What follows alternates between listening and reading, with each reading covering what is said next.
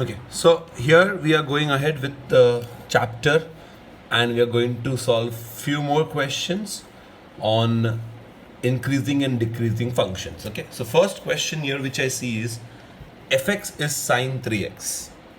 Okay, so we have function fx as sine 3x. Find the interval in which the function is increasing, find the interval in which the function is decreasing. So f x as sine 3x दिया हम लोग को, right. I can take the derivative of the function f dash x. So I am going to get 3 cos 3x. Okay, 3 cos 3x.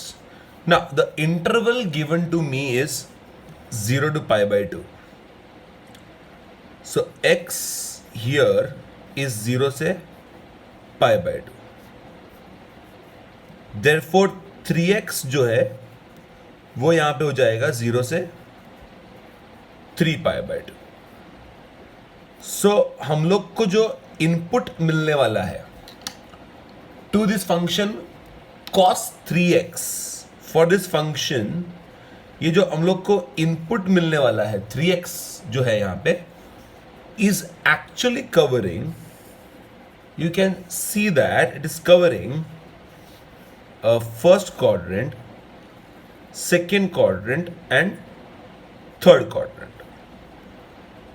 0 से लेके 3 pi by 2 तीनों quadrants cover कर रहा है, right? Though x is going from 0 to pi by 2, but since it is 3x, so 3x is the input to cos. So इसलिए cos 3x जो है वो जा रहा है 0 से 3 pi by 2. So I would say यहां पे हम लोग को cos 3x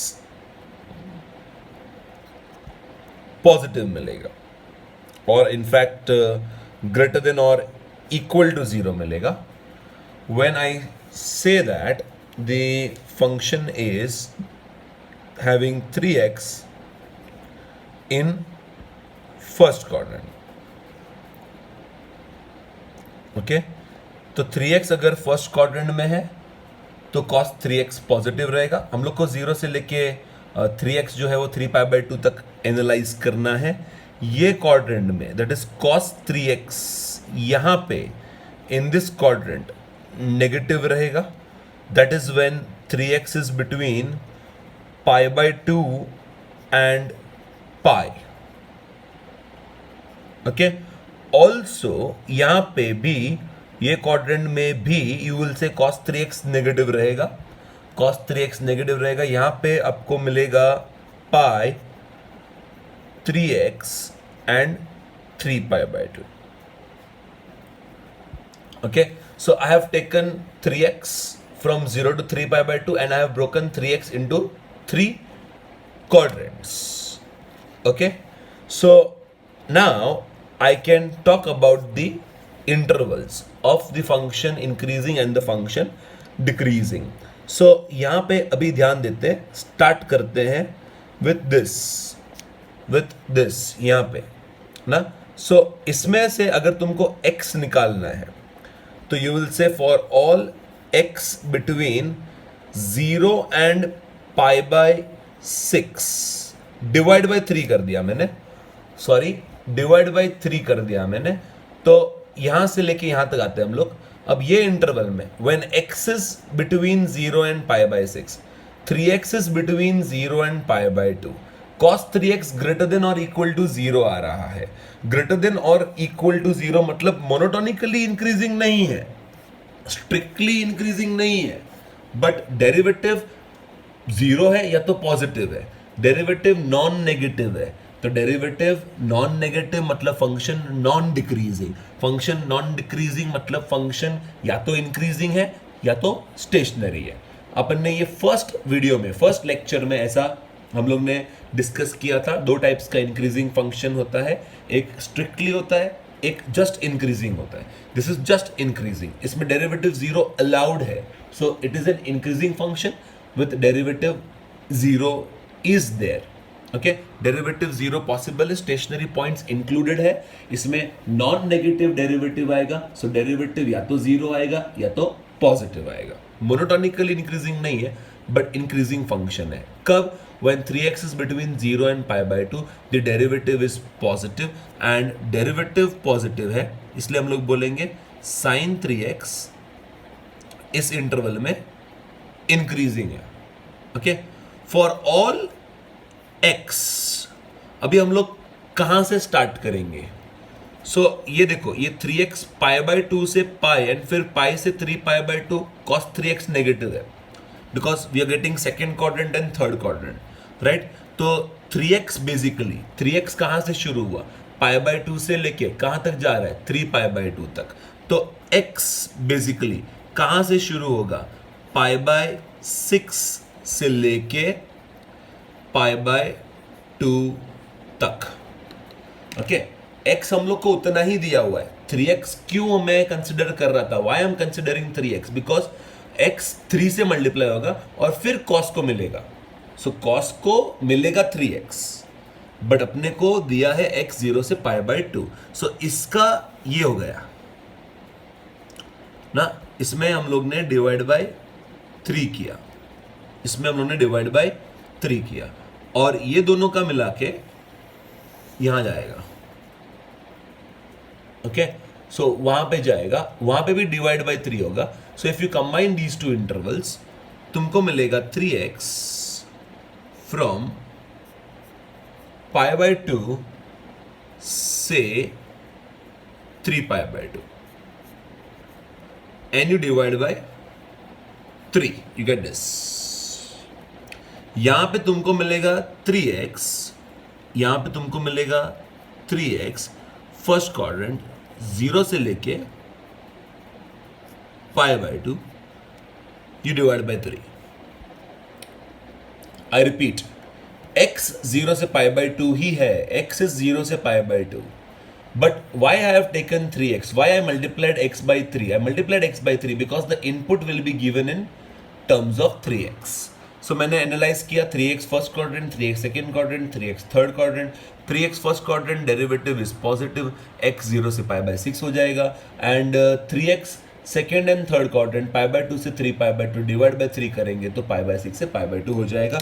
now during this the derivative is negative and therefore we say sin 3x is decreasing. Okay, so intervals मिल गया हम लोग को। 0 से pi by 6 sin 3x is increasing, pi by 6 से pi by 2 sin 3x is decreasing. अब pi by 6 तुम यहाँ पे भी इंक्लूड कर सकते हो, डेरिवेटिव 0 होगा पाई बाय 6 पे, कोई प्रॉब्लम नहीं है। हम लोग इसलिए स्ट्रिक्टली इंक्रीजिंग या स्ट्रिक्टली डिक्रीजिंग नहीं बोल रहे हैं, सिर्फ इंक्रीजिंग है या डिक्रीजिंग है ऐसा बोल रहे हैं। ओके, इसका भी अगर हमको रफ ग्राफ बनाना है for this function, it is possible, we can make a rough graph of this function. Okay, so values would be like 0, फिर आएगा pi by 6, okay, then we are going to get pi by 3, lastly I am going to take pi by 2। So इसमें graph कैसा रहेगा? इसमें graph would be like increasing increasing increasing increasing increasing. Okay, pi by 6 पे आपको 1 मिलेगा, stationary point भी मिलेगा पाई by 6 पे, and then you can say pi by 6 onwards the graph is going to decrease till pi by 3. Also it is going to go further down, it will go further down and it will hit the lowest point at pi by 2 and that lowest point will be yes -1. At pi by 2 it will hit the lowest point which is -1. At pi by 2 you will get sin 3 pi by 2 na. At pi by 2 we are going to get sin 3 pi by 2, that is -1. At pi by 3 we are going to get sin pi which is 0. At pi by 6 we are going to get sin 3 pi by 6 which is pi by 2, 1 हो जाएगा. So that is how the graph is going to go for sin 3x. Pi by 6 will get you pi by 2 because 3 से multiply करना पड़ेगा, that's why यहाँ पे x 0 से pi by 2 जा रहा है, मैंने 3x क्यों लिया, बिकॉज इनपुट तो 3x ही मिलेगा, तो 3x कौन सा क्वाड्रेंट कवर करता है, 3 क्वाड्रेंट कवर करता है, right. 0 to pi by 6 increasing, pi by 6 to pi by 2 decreasing.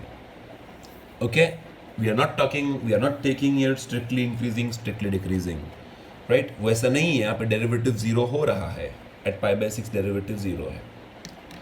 Okay, so that is the analysis of the function sine 3x. Let us go ahead. Oh, another trigonometric function we have. So fx is sin x plus cos x, and यहाँ पे हम लोग को analyse करना है function को between 0 and 2 pi. Okay, so let us start again. Analysis करते हैं, डेरिवेटिव फाइंड करते हैं.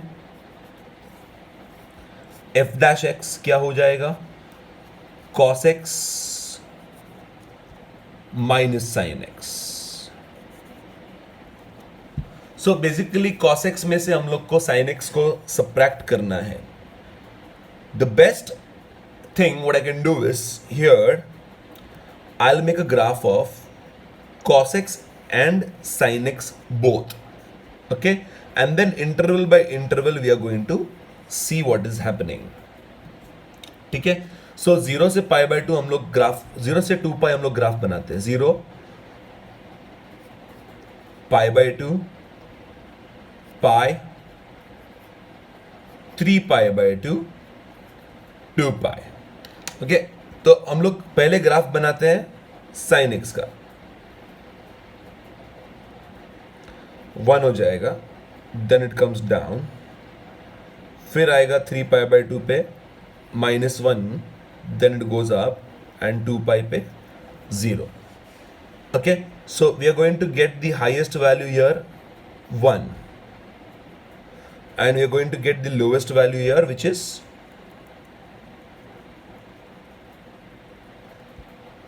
-1. Okay, so ये हो गया ग्राफ ऑफ sin x. अभी बना रहा हूं मैं ग्राफ ऑफ cos x. तो ग्राफ ऑफ cos x कुछ ऐसा जाएगा, पाई बाय 2 पे 0, पाई पे it hits the lowest -1, 3 pi by 2 पे 0, 2 पाई पे 1. सो ये जो हम लोग ने ग्राफ बनाया है ये cos x का ग्राफ है. इसके नीचे हम लोग ने जो ग्राफ बनाया है वो है sin x का graph. Okay, now the first intersection which I see I am getting is it is at pi by 4. So that is the first intersection which I see. I am getting it is pi by 4. This is the intersection. Then we get the second intersection here. It is in third quadrant. अगर आप plot करके देखोगे तो third quadrant आएगा, and that is going to be 5 pi by 4. The second intersection is going to be in third quadrant at 5 pi by 4. पहला intersection कहां पे होने वाला है, pi by 4 पे. दूसरा इंटरसेक्शन कहां पे होने वाला है, 5 pi by 4 पे. So see how the intervals are divided. Okay, so पहला इंटरवल आएगा 0 से pi by 4. You can include 0 here. 0 included से pi by 4. 0 included से pi by 4 क्या होने वाला है, 0 included से pi by 4 क्या होने वाला है, इन दिस इंटरवल क्या होने वाला है. You can see cos x ऊपर है, sin x नीचे है. तो in this interval cos x is greater than sin x, right? So in this interval if cos x is greater than sin x, we would say cos x minus sin x positive है. cos x minus sin x अगर positive है तो we would say in this scenario the function fx is increasing. I can't stay strictly increasing because 0 के left में मेरे पास interval नहीं है. 0 के लेफ्ट में I don't know what the value of the derivative will be. So 0 is a point where which is included in the interval, but उसका left side में क्या है डेरिवेटिव, कैसा है डेरिवेटिव हमको मालूम नहीं. तो 0 पे it is non differentiable yet, right? 0 cannot be included in the I would say 0 पे non differentiable नहीं, 0 पे we can't comment on the differentiability. तो वहाँ पे डेरिवेटिव जीरो भी हो सकता है, वहाँ पे डेरिवेटिव नेगेटिव भी हो सकता है, सिंस लेफ्ट हैंड डेरिवेटिव मालूम नहीं है, वहाँ पे नॉन डिफरेंशिएबल भी हो सकता है, और वहाँ पे डिफरेंशिएबल हुआ तो जीरो भी हो सकता है, नेगेटिव भी हो सकता है. So we don't know, so we don't comment on the derivative at zero, but zero is there in the interval. So that's why we leave that option and say ये function जो है वो यहाँ पे इंक्रीजिंग है between 0 and π/4. Increasing है, strictly increasing नहीं बोलते हम लोग. अगर इंक्लूडेड है तो वहाँ पे हम लोग को डेरिवेटिव के बारे में इंफॉर्मेशन नहीं है, इसलिए we don't comment anything, we say it is increasing. Next हम लोग π/4 से स्टार्ट करते हैं और 5π/4 तक जाते हैं. सो π/4 से स्टार्ट करते हैं, 5π/4 तक जा रहे हैं हम लोग, राइट. 5π/4 तक जा रहे हैं. बीच में आई वुड से π/4 पे डेरिवेटिव जीरो आएगा आपको. ओके, सो यहाँ पे वो पॉइंट में लिखा नहीं है मैंने यहाँ पे, but we can say that at x equal to π/4 derivative is going to be zero, point is going to be stationary. So हम लोग बोलेंगे ना इंक्रीजिंग ना डिक्रीजिंग, ठीक है, स्टेशनरी होने वाला है. फिर वापस आएगा ये इंटरवल. अब इस इंटरवल में क्या हो गया है, sin x ऊपर चला गया है और cos x नीचे है. sin x ऊपर चला गया है और cos x नीचे है. सो आई वुड से इन दिस, आई वुड से sin x ऊपर है, cos x नीचे है. आई वुड से cos x is less than sin x. In this interval, cos x is less than sin x. In this interval, cos x minus sin x is negative. In this interval, cos x minus sin x is negative. Cos x minus sin x is negative. मतलब derivative negative, derivative negative मतलब function decreasing है. Okay, again आएगा 5π/4. So I would say at 5π/4, at 5π/4 the derivative is going to be 0 at 5π/4. The value of cos, the value of sin is going to be same. The derivative is going to be 0 at π/4. वापस हम लोग बोलेंगे नया interval आएगा, the last interval, the remaining one 5π/4 से sin 2π. 5π/4 से 2π में वापस cos x ऊपर आ जाएगा, sin x नीचे आ जाएगा. cos x ऊपर आ जाएगा, sin x नीचे आ जाएगा. So I would say 5π/4 से लेके 2π, that is the last interval, 2π included. हम लोग यहाँ पे बोलेंगे 5π/4 से लेके 2π. I would say cos x ऊपर आ जाएगा, sin x नीचे आ जाएगा. cos x is greater than sin x. cos x is greater than sin x. I would say cos x minus sin x, cos x minus sin x is greater than 0. Cos x minus sin x is greater than 0. I would say fx is again increasing because cos x minus sin x ही तुम्हारा derivative है. तो derivative अगर greater than 0 आ रहा है, you would say the function is increasing. Okay, तो हम लोग को इंटरवल्स मिल गए, राइट. तो एक रफ ग्राफ बनाना है तो हम लोग बना सकते हैं.